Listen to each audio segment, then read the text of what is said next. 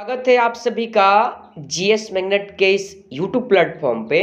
तो साथियों, आज के इस पुनः सेशन के माध्यम से हम लोग बिहार पुलिस परीक्षा को टारगेट करते हुए ज्ञान बिंदु जीएस एकेडमी माननीय रोशन आनंद सर का जो ऑफलाइन क्लास का टेस्ट है, आज हम लोग क्लास टेस्ट सीरीज के प्रश्नों को सॉल्व करेंगे। जो प्रश्न आपके बिहार पुलिस और बिहार दरोगा के एग्जाम के लिए काफ़ी ज़्यादा इम्पोर्टेंट है। और आप सभी जानते हैं कि 1 अक्टूबर के दिन जो परीक्षा हुआ था बिहार पुलिस का, अधिकतर प्रश्न अपने क्लास से ही आया था। तो इसलिए आप सभी रेगुलर अपना कुछ मिनट निकाल करके क्लास से ज़रूर जुड़िए और बाकी बचा समय आप अपने पढ़ने में लगाइए, ठीक है। तो चलिए, आज के टेस्ट सीरीज जो ऑफलाइन क्लास का टेस्ट सीरीज है, हम लोग प्रश्नों को सॉल्व करते हैं। और देखिए, कल आपको कोई भी सेशन नहीं मिला होगा। कारण यह है कि मेरे को फीवर हो गया है और फीवर होने के साथ साथ सर्दी जुकाम से गला जो है पूरा भारी हो चुका है, बोलने में बहुत परेशानी हो रहा है। फिर भी मैं आप सभी को क्लास प्रोवाइड करा रहा हूँ। तो आप सभी ध्यानपूर्वक इस टेस्ट सीरीज के प्रश्नों को सॉल्व कीजिए, जिससे आपका एक एक प्रश्न पे पकड़ बने, ठीक है। और देखिए, गला ठीक न होने के कारण 100 प्रश्न को हम लोग 2 पार्ट में बांट करके सॉल्व करेंगे। 50-50 प्रश्नों का सीरीज हम लोग सॉल्व करके 100 प्रश्न अपना ऑफलाइन क्लास के इस टेस्ट के क्वेश्चन को हम लोग सॉल्व कर लेंगे, ठीक है। तो आइए हम लोग सेशन को शुरू करते हैं। सेशन शुरू करने से पहले अगर आप इस चैनल पर नए हैं और चाहते हैं सिलेक्शन इस बार लेना और फ्री में ज्ञान बिंदु जीएस एकेडमी माननीय रोशन आनंद सर के टेस्ट सीरीज को सॉल्व करना, तो जरूर इस चैनल को सब्सक्राइब करके बगल वाले घंटी को दबा दीजिएगा, ताकि कोई भी वीडियो बिहार पुलिस से संबंधित इस चैनल पर लाया जाए तो यूट्यूब के द्वारा वीडियो का नोटिफिकेशन आपके फ़ोन पे प्राप्त हो और आप आसानी से उस वीडियो को देख सकें, ठीक है। तो आइए हम लोग अपने प्रश्नों को सॉल्व करते हैं। देखिए, सेशन का पहला प्रश्न आपके सामने है। प्रश्न को पढ़िए और यह प्रश्न आपके एग्जाम के लिए काफ़ी ज़्यादा इम्पोर्टेंट है, क्योंकि यह प्रश्न बिहार पुलिस और बिहार दरोगा दोनों परीक्षा में पूछा गया है और इस प्रश्न को काफ़ी बार हम टेस्ट सीरीज में भी सॉल्व करवाए हुए हैं। देखिए, प्रश्न है, प्रकृति में ऑक्सीजन का संतुलन कैसे बना रहता है? आप सभी जानते हैं कि प्रकाश संश्लेषण के द्वारा, ठीक है। तो पहले नंबर प्रश्न का सही जवाब ऑप्शन नंबर सी हो जाएगा। प्रकाश संश्लेषण के द्वारा ही प्रकृति में ऑक्सीजन का संतुलन क्या होता है, बना रहता है, ठीक है। तो पहले नंबर प्रश्न का सही जवाब ऑप्शन नंबर सी होगा, ध्यान रखिएगा। अगला प्रश्न है 2 नंबर, निम्नलिखित में से किसे पादप की खाद फैक्ट्रिया कहा जाता है? देखिए, पादप की खाद फैक्ट्री का बात किया जाए तो यह प्रश्न 1 अक्टूबर के दिन बिहार पुलिस के परीक्षा में पूछा भी गया था, लेकिन लैंग्वेज थोड़ा सा अलग था इससे। लेकिन प्रश्न का सही जवाब पत्ता ही था, ऑप्शन नंबर ए को आप लोग ध्यान रखिएगा, क्योंकि पत्तियों में ही क्या होता है, प्रकाश संश्लेषण होता है, ठीक है। जिस कारण से पादप की खाद फैक्ट्रिया कहा जाता है, किसे? पत्ती को कहा जाता है, ठीक है। तो ऑप्शन नंबर ए ध्यान रखिएगा 2 नंबर प्रश्न के लिए सही जवाब। अगला प्रश्न है 3 नंबर आपका, प्रकाश संश्लेषण प्रक्रम के दौरान सर्वप्रथम होता है, क्या होता है? देखिए, अगर आप लोग प्रकाश संश्लेषण टॉपिक को अच्छे से पढ़े होंगे तो आसानी से इस प्रश्न का सही जवाब बता सकते हैं, ऑप्शन नंबर ए, यानी कि क्लोरोफिल के इलेक्ट्रॉन का प्रकाश के फोटोन द्वारा क्या होता है, उत्तेजन होता है, ठीक है। तो 3 नंबर प्रश्न का सही जवाब ऑप्शन नंबर ए होगा, ध्यान रखिएगा। चलिए, अगला प्रश्न है आपका 4 नंबर, पैरामिक्सो विषाणु द्वारा होने वाला पंपस या गलसुआ रोग किस लार ग्रंथि को प्रभावित करती है? देखिए, लार ग्रंथि से संबंधित प्रश्न पूछा गया है, तो ध्यान रखिएगा पैरोटिड। पैरोटिड आपके प्रश्न का सही जवाब होगा, ऑप्शन नंबर ए में दिया गया, ठीक है। और यहीं पर आप लोग ध्यान रखिएगा, अगर इस प्रश्न का लैंग्वेज बदल करके आपसे पूछे कि गलसुआ रोग किस विषाणु के कारण होता है, तो ध्यान रखिएगा पैरामिक्सो विषाणु, ठीक है, पैरामिक्सो विषाणु। लेकिन प्रश्न में ही इसका नाम बता दिया गया है, ध्यान रखिएगा लार ग्रंथि से संबंधित प्रश्न पूछा गया है, ऑप्शन नंबर ए होगा 4 के लिए सही जवाब, ठीक है। 5 अगला प्रश्न है आपका 5 नंबर, देखिए, निम्नलिखित में कौन अमाशय ग्रंथि या जठर ग्रंथि का भाग नहीं है? नहीं पूछा गया है, ध्यान रखिएगा आप लोग, म्यूकस कोशिकाएं, जाइमोजीन कोशिकाएं और अम्लजन कोशिकाएं, यह तीनों जो है अमाशय ग्रंथि या जठर ग्रंथि का भाग है। लेकिन मूल पित्तवाहिनी का बात किया जाए तो यह लीवर का भाग है। किसका भाग है? लीवर का भाग है, इस बात को ध्यान रखिएगा। नहीं पूछा गया है, 5 के लिए सही जवाब ऑप्शन नंबर बी होगा, ठीक है। अगले प्रश्न नंबर 6 को सॉल्व कीजिए। छोटी आंत के ग्रहणी में वसा पायसीकरण किसके द्वारा होता है? बताइए किसके द्वारा होता है? तो ध्यान रखिएगा पीतरस के द्वारा होता है। ऑप्शन नंबर सी होगा 6 के लिए सही जवाब। अगला प्रश्न है देखिए आपका 7 नंबर, निम्नलिखित में कौन सा एक यकृत का कार्य नहीं है? बताइए कौन सा नहीं है? तो ध्यान रखिएगा 7 नंबर प्रश्न के लिए सही जवाब ऑप्शन नंबर डी को खाद्य और अजीर्ण आहार में से जल के अधिकय का अवशोषण है। यही कार्य क्या है? यकृत का नहीं है। बाकी यूरिया का उत्पादन, मृत एवं क्षय हो चुकी लाल रक्त कणों का विनाश यकृत का कार्य है। ग्लूकोज का ग्लाइकोजेन में रूपांतरण यह भी है। ऑप्शन नंबर डी होगा जाएगा 7 नंबर प्रश्न का सही जवाब। अगले प्रश्न को सॉल्व कीजिए आपका 8 नंबर, पैरामीशियम में भोजन का अंतर्ग्रहण शरीर के किस रचना के द्वारा होता है? तो ध्यान रखिएगा रचना आपसे पूछा गया है। 8 नंबर प्रश्न के लिए सही जवाब आपका ऑप्शन नंबर सी हो जाएगा, कोशिका मुख का नाम आप लोग ध्यान रखिएगा। ठीक है, चलिए 9 नंबर प्रश्न है, निम्नलिखित में से कौन सा कार्बोहाइड्रेट वनस्पति कोशिका का आवश्यक घटक है? बताइए। तो देखिए 9 के लिए सही जवाब सेलुलोज का नाम आप लोग ध्यान रखिएगा, ऑप्शन नंबर बी आपके 9 नंबर प्रश्न का सही जवाब हो जाएगा। अगला प्रश्न है आपका 10 नंबर, केन शुगर का सामान्य सूत्र ध्यान रखिएगा C12 H22 और आपका O11 हो जाएगा, यानी कि ऑप्शन नंबर बी हो जाएगा 10 नंबर प्रश्न का सही जवाब। ठीक है, अगला प्रश्न है 11 नंबर, प्रोटीन का सबसे प्रमाणित परीक्षण है, बताइए क्या है? तो ध्यान रखिएगा ऑप्शन ए जेंथोप्रोटिक परीक्षण आपके प्रश्न का सही जवाब होगा 11 नंबर प्रश्न का ऑप्शन नंबर ए। ठीक है, अगला प्रश्न है 12 नंबर, विटामिन के का शरीर के किस कार्य हेतु जरूरत होती है? आप सभी जानते हैं विटामिन के रक्त को थक्का बनाने में मदद करता है। ठीक है, ध्यान रखिएगा 12 नंबर प्रश्न के लिए जो आपका सही जवाब आएगा, यानी कि हेपरिन संश्लेषण प्रोथ्रोम्बिन संश्लेषण में फाइब्रिनोजेन को फाइब्रिन में बदलने में, ठीक है, तीनों कार्य विटामिन के का ही है, ऑप्शन नंबर डी हो जाएगा 12 नंबर प्रश्न का सही जवाब। अगला प्रश्न है 13 नंबर, निम्नलिखित में कौन एक लिपिड नहीं है? ऑप्शन देख लीजिए इस प्रश्न के लिए आप देखिए, ऑप्शन आपके सामने है, ध्यान रखिएगा 13 नंबर प्रश्न के लिए सही जवाब काइटिन। काइटिन आपके प्रश्न का सही जवाब होगा। कवक की कोशिका भित्ति किसकी बनी होती है? तो काइटिन की बनी होती है। ठीक है, अगला प्रश्न है आपका यानी कि 14 नंबर, निम्नलिखित में कौन सा जैव रूपांतरण मानव शरीर को अधिकतम ऊर्जा प्रदान करता है? ध्यान रखिएगा एटीपी और एडीपी, ऑप्शन नंबर बी होगा 14 नंबर प्रश्न का सही जवाब। ध्यान रखिएगा एटीपी का फुल फॉर्म आपके एग्जाम में पूछा जाता है, तो ध्यान रखिएगा एडेनोसाइन ट्राइफॉस्फेट एटीपी का फुल फॉर्म हो जाएगा। और यहीं पर बात किया जाए एडीपी का फुल फॉर्म, तो ध्यान रखिएगा एडिनोसिन डाइफॉस्फेट हो जाता है। ठीक है, तो ऑप्शन नंबर बी ध्यान रखिएगा 14 नंबर प्रश्न का सही जवाब होगा। अगला प्रश्न है देखिए 15 नंबर, निम्नलिखित में कौन सा विटामिन एवं उसकी कमी से होने वाला रोग सुमेलित नहीं है? यानी कि गलत कौन है? ध्यान रखिए हमेशा आपके एग्जाम में विटामिन और उससे संबंधित रोग से एक प्रश्न पूछा जाता है। ध्यान रखिएगा कैल्सीफेरॉल का अगर बात किया जाए तो विटामिन डी का रासायनिक नाम होता है और इसकी कमी से ध्यान रखिएगा वयस्कों में अस्थि रुग्णता होता है। ठीक है, तो ऑप्शन नंबर ए आपका सही है। कोबलामिन का अगर बात किया जाए तो विटामिन B12 का रासायनिक नाम क्या होता है? तो कोबलामिन होता है और इसकी कमी से ध्यान रखिएगा संघादित या रक्त लपता रोग होता है। ठीक है, जिसे एनीमिया भी आप बोल सकते हैं। एनीमिया रोग होता है किसके कमी से? तो विटामिन B12 की कमी से एनीमिया रोग होता है। तो ऑप्शन नंबर बी भी आपका सही है। वही बात किया जाए यानी कि राइबोफ्लेविन की कमी बेरी, तो ध्यान रखिएगा राइबोफ्लेविन की कमी से नहीं होता है, विटामिन B1 के कमी से होता है और विटामिन B1 का रासायनिक नाम थायमिन होता है। इस बात को आप लोग ध्यान रखिए। गलत पूछा है ऑप्शन नंबर डी, देखिए आपका गलत जोड़ा दिया गया है, यही ऑप्शन सी आपके 15 नंबर प्रश्न का सही जवाब होगा। ऑप्शन डी को देखिएगा तो ऊपर वाला ही ऑप्शन सेम दिया गया है, तो आप लोग इस बात को समझ जाइएगा। ठीक है, गलत से मतलब सेम टाइप हो गया है। अगला प्रश्न है देखिए 16 नंबर, वसा में घुलनशील विटामिन होते हैं, बताइए 16 के लिए सही जवाब क्या होगा? तो ध्यान रखिएगा option number B calciferol, carotene और टोकोफेरॉल वसा में घुलनशील विटामिन है, ऑप्शन नंबर डी हो जाएगा आपके 16 नंबर प्रश्न का सही जवाब।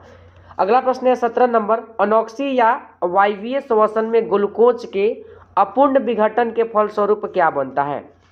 ध्यान रखिएगा, प्रश्न इंपोर्टेंट है, एल्कोहल एवं CO2। ऑप्शन नंबर सी हो जाएगा 17 के लिए सही जवाब। ठीक है, अगला प्रश्न है 18 नंबर, ग्रेव्स चक्र के अंतिम में क्या बनता है? अंतिम में क्या बनता है आपसे पूछा गया है। ध्यान रखिएगा CO2 प्लस क्या बनेगा, तो H2O आप लोग ध्यान रखिएगा, ऑप्शन नंबर सी। ठीक है, चलिए अगला प्रश्न है 19 नंबर, गर्म पानी से स्नान करने अथवा शरीर का मालिश करवाने से पेशीय ऐंठन से आराम मिलता है, क्यों? बताइए कारण क्या है। ध्यान रखिएगा, कारण का बात किया जाए तो रक्त का संचार बढ़ जाता है, यह भी सही है। पेशीय कोशिकाओं में ऑक्सीजन की आपूर्ति बढ़ जाती है, यह भी सही है। लैक्टिक अम्ल का CO2 तथा H2O में विखंडन हो जाता है, यह भी सही है। तीनों कथन सही है, ऑप्शन नंबर डी हो जाएगा इनमें से सभी। ठीक है, चलिए अगले प्रश्न को सॉल्व कीजिए। 20 नंबर, वातरंध्र पौधे के किस भाग में पाए जाते हैं? देखिए वातरंध्र का अगर बात किया जाए तो ध्यान रखिएगा तना में पाया जाता है, ऑप्शन नंबर बी होगा 20 नंबर प्रश्न का सही जवाब। अगला प्रश्न है देख लीजिए 21 नंबर, निम्नलिखित में कौन सा एक मानव के श्वसन मार्ग का सही क्रम है? श्वसन मार्ग का सही क्रम आपसे पूछा गया है।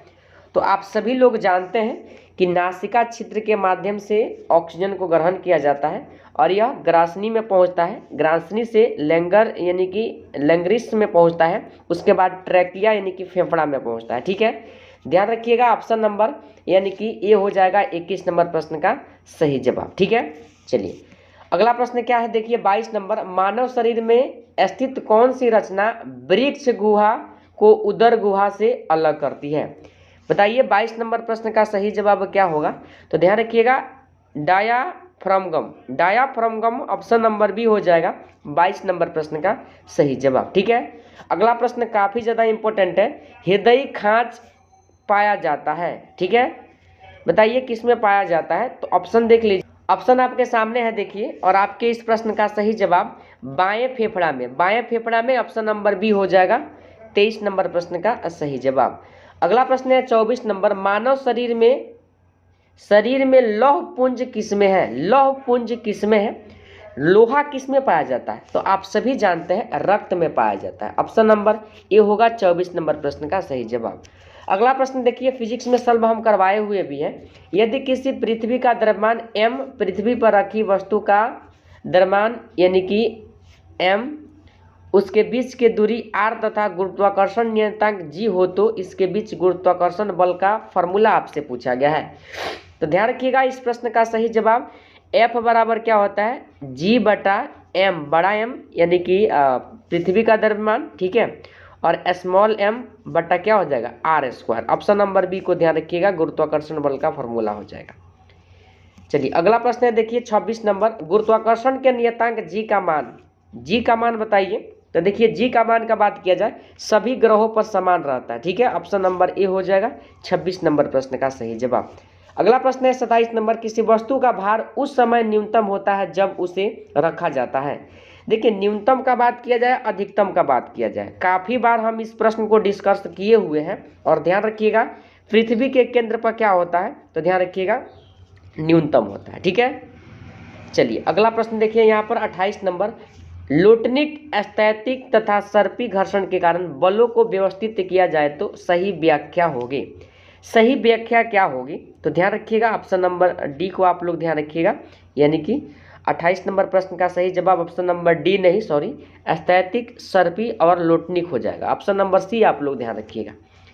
चलिए अगला प्रश्न है देखिए 29 नंबर, चरम घर्षण स्थित घर्षण पर क्या होता है? महत्तम मान होता है, अधिकतम, दुगुना या आधा होता है? देखिए अगर बात किया जाए ऑप्शन बी का तो महत्तम मान होता है। ठीक है, अगला प्रश्न है 30 नंबर, म्यू एस बटा म्यू के का मान होता है, बताइए क्या होता है इसका मान? तो ध्यान रखिएगा ऑप्शन नंबर ए 1 से अधिक होता है। ठीक है, चलिए अगला प्रश्न क्या है देखिए यहाँ पर 31 नंबर, प्रक्षेपित पथ का आकार होता है, कैसा होता है? तो ध्यान रखिएगा ऑप्शन नंबर सी परवलयाकार होता है। परवलयाकार आपके प्रश्न का सही जवाब होगा, ध्यान रखिएगा। अगला प्रश्न देखिए यहाँ पर न्यूमेरिकल से संबंधित प्रश्न दिया गया है और इसको सॉल्व करने पर इसका सही जवाब आएगा क्या? तो ध्यान रखिएगा ऑप्शन बी 200 मीटर आ जाएगा। ठीक है, ऐसा प्रश्न पूछा नहीं जाएगा आपके एग्जाम में, फिर भी सेट में डाला गया है। अगला प्रश्न देखिए 33 नंबर, किसी मकान की छत से एक गेंद गिराई जाती है और उसी समय एक दूरी गेंद क्षैतिज फेंकी जाती है, कौन सी गेंद जमीन पर पहले गिरेगी? बताइए कौन सी पहले गिरेगी। ध्यान रखिएगा, दोनों गेंद जमीन पर एक साथ गिरेगी, ऑप्शन नंबर सी होगा 33 नंबर प्रश्न का सही जवाब। अगला प्रश्न है 34 नंबर, कक्षा के ऊर्जा स्तर, कक्षा का ऊर्जा स्तर आपको बताना है। देखिए नाभिक से दूर जाने पर घटेगा या बढ़ेगा, आपसे पूछा गया। ध्यान रखिएगा आप सभी लोग, नाभिक से दूर जाने पर क्या होता है? बढ़ता जाता है। देखिए इसका आकार बढ़ रहा है ना, तो बढ़ता जाता है, ठीक है। ऑप्शन नंबर बी आप लोग ध्यान रखिएगा, आपके प्रश्न का सही जवाब होगा। प्रश्न है 35 नंबर, 88 RA 226 में नाभिक में प्रोटॉन तथा न्यूट्रॉन की संख्या है, ऐसा प्रश्न पूछा जाता है। ध्यान रखिएगा, परमाणु क्रमांक बराबर कितना होता है? प्रोटॉन की संख्या। तो प्रोटॉन आपका मिल गया कितना, यानी कि 88 हो गया। न्यूट्रॉन निकालने के लिए हम द्रव्यमान में से क्या घटा देंगे? परमाणु क्रमांक। तो द्रव्यमान है 226, आपका द्रव्यमान कितना है? 226 है, इसमें से आपका घटाना है कितना? परमाणु क्रमांक 88। तो घट करके कितना आ जाएगा? तो 16 में से 8 गया तो 8, और यहाँ पर 11 में से 8 गया तो कितना आ जाएगा? 3 और 1। तो न्यूट्रॉन आ जाएगा 138 और प्रोटॉन आ जाएगा 88। ऑप्शन नंबर सी हो जाएगा 35 नंबर प्रश्न का सही जवाब। अगला प्रश्न देखिए 36 नंबर, इसे सॉल्व कीजिए। देखिए समस्थानिक और समभारिक, समस्थानिक वे होते हैं जिनकी परमाणु क्रमांक समान पर परमाणु द्रव्यमान अलग अलग होता है। और ध्यान रखिएगा, समभारिक वे होते हैं परमाणु क्रमांक अलग और परमाणु द्रव्यमान समान, ठीक है। तो देखिए 15P31 और 14C30 आपसे पूछा गया है, क्या है? तो ध्यान रखिएगा, यहाँ पर देख लीजिए। अगर बात किया जाए 36 नंबर प्रश्न के लिए, तो इस प्रश्न का सही जवाब क्या होगा? तो ध्यान रखिएगा, सम न्यूट्रॉनिक हो जाएगा। इसमें न्यूट्रॉन की संख्या निकालिएगा तो कितना आ जाएगा?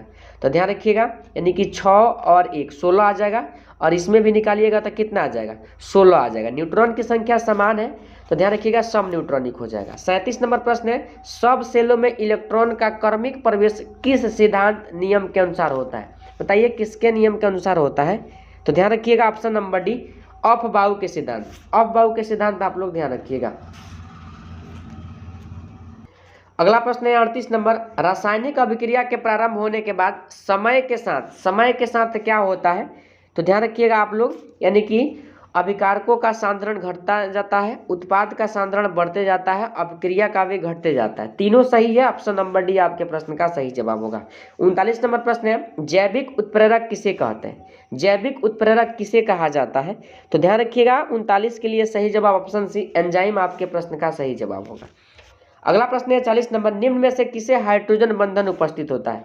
किसमें हाइड्रोजन बंधन उपस्थित होता है? ध्यान रखिएगा HF आपके प्रश्न का सही जवाब होगा, ठीक है। ऑप्शन नंबर सी को ध्यान रखिएगा। अगला प्रश्न है 41 नंबर, निम्नलिखित कथनों में कौन एक असत्य है? कौन एक असत्य है?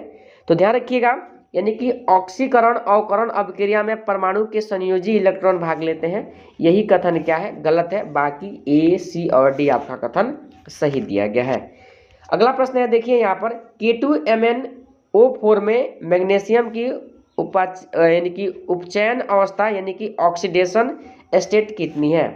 देखिए इसका निकालने का रूल होता है, वीडियो हम स्पेशल बनाए हुए हैं, जाकर के प्लेलिस्ट में देख सकते हैं। और इस प्रश्न का सही जवाब ऑप्शन नंबर सी हो जाएगा, +6 आपके प्रश्न का सही जवाब होगा। अगला प्रश्न है 43 नंबर, एक धातु आयन M+ से 2 इलेक्ट्रॉन निकाले जाने पर धातु की ऑक्सीकरण संख्या में होती है, क्या होता है? देखिए ये प्लस दिया गया है तो एगो इलेक्ट्रॉन निकल गया है, क्या हो गया है? एगो इलेक्ट्रॉन निकल गया है। इस बात को आप लोग समझिएगा और ध्यान रखिएगा, +3 आपके प्रश्न का सही जवाब आ जाएगा, ठीक है। अगला प्रश्न है 44 नंबर, निम्न में से कौन सा दर्रा अरुणाचल प्रदेश को म्यांमार से नहीं जोड़ता है? बताइए कौन सा नहीं जोड़ता है? ध्यान रखिएगा ऑप्शन नंबर सी को, यानी कि पांग साउ दर्रा आपके प्रश्न का सही जवाब होगा। 45 नंबर प्रश्न को सॉल्व कीजिए, इनमें से किसकी लंबाई सर्वाधिक है? देखिए लंबाई का बात किया जाए तो ध्यान रखिएगा नेपाल हिमालय, कितनी है इसकी लंबाई? तो 800 किलोमीटर है नेपाल हिमालय की लंबाई, आप लोग ध्यान रखिएगा। और यहीं पर ध्यान रखिएगा असम हिमालय की लंबाई 750 किलोमीटर आपका आ जाएगा। वहीं पर पंजाब हिमालय का बात किया जाए तो ध्यान रखिएगा पंजाब हिमालय की लंबाई 560 किलोमीटर है, ठीक है, 560 किलोमीटर। एक बच गया आपका कुमायूं हिमालय, तो ध्यान रखिएगा इसकी जो लंबाई है 320 किलोमीटर है, ठीक है, 320 किलोमीटर। ऑप्शन नंबर देखिए सी हो जाएगा नेपाल हिमालय, ध्यान रखिएगा। 46 नंबर प्रश्न है ट्रांस हिमालय को बृहद हिमालय अलग करता है। ध्यान रखिएगा ट्रांस हिमालय को बृहद हिमालय से अगर बात किया जाए तो आपके इस प्रश्न का सही जवाब क्या हो जाएगा, तो 46 नंबर प्रश्न का सही जवाब ऑप्शन ए, ध्यान रखिएगा ITSZ, ITSZ आप लोग ध्यान रखिएगा, ऑप्शन नंबर ए होगा आपके 46 नंबर प्रश्न का सही जवाब। इसे ही ध्यान रखिएगा इंडस, ठीक है, इंडस सांगपो सचर जोन कहा जाता है। अगला प्रश्न अपना देख लीजिए 47 नंबर, भारत में स्थित हिमालय की सबसे ऊंची चोटी कौन है। भारत में स्थित पूछा गया है, तो ध्यान रखिएगा कल के ही सेशन में बताए हुए थे, option number B Kanchenjunga, Kanchenjunga, ध्यान रखिएगा, ठीक है। 48 नंबर प्रश्न है लेगातौल पहाड़ी कहाँ अवस्थित है, बताइए किस राज्य में अवस्थित है। ध्यान रखिएगा आपके प्रश्न का सही जवाब मणिपुर होगा, ठीक है। 49 नंबर प्रश्न है ओखा बंदरगाह अवस्थित है, किस खाड़ी में अवस्थित है, तो ध्यान रखिएगा आप लोग यानी कि खंबात की खाड़ी में अवस्थित है, ठीक है। अगला प्रश्न है 50 नंबर, आपके सेशन का आज का लास्ट प्रश्न है, ध्यान रखिएगा टिक्कड़पाड़ा पर्वत श्रेणी और नायगढ़ पहाड़ी से होकर कौन सी नदी निकलती है। ध्यान रखिएगा नदी जो निकलती है उस नदी का नाम महानदी है, महानदी आपके प्रश्न का सही जवाब होगा, ध्यान रखिएगा। चलिए तो आज के सेशन का 50 प्रश्न कंप्लीट हुआ। हालांकि इस सेट में 100 प्रश्न है, लेकिन आप सभी जानते हैं शुरू में ही बताए हुए थे फीवर की वजह से मेरा गला जो है भारी हो चुका है, ठीक है, जिससे क्लास लेने में काफ़ी दिक्कत का सामना करना पड़ रहा है, ठीक है। तो आज के इस सेशन में 50 प्रश्न को हम लोग सॉल्व कर लेते हैं और 50 से आगे हम लोग अगले सेशन में सॉल्व कर लेंगे प्रश्न को। 100 प्रश्न आपका कंप्लीट हो जाएगा, ठीक है। तो बताइए 50 में आपका कितना स्कोर हुआ। और देखिए यह सेट आपके एग्जाम की दृष्टि से आपके परीक्षा के सिलेबस पर इस प्रश्न को तैयार किया गया है, जो हमेशा आपके एग्जाम में पूछा गया है और पूछा जाएगा। तो ईमानदारी पूर्वक आप सभी इस सेट से जुड़िए, प्रश्न को सॉल्व कीजिए, ठीक है। तो आइए आज के सेशन को यहीं पर समाप्त करते हैं। सेशन समाप्त करने से पहले आप सेशन को लाइक, शेयर और सब्सक्राइब जरूर कर दीजिएगा और साथ ही साथ अपना स्कोर हमें कमेंट में जरूर बताइएगा, ठीक है। तो चलिए सेशन को समाप्त करते हैं, फिर मिलते हैं अगले सेशन के साथ। तब तक के लिए जय हिंद, जय भारत।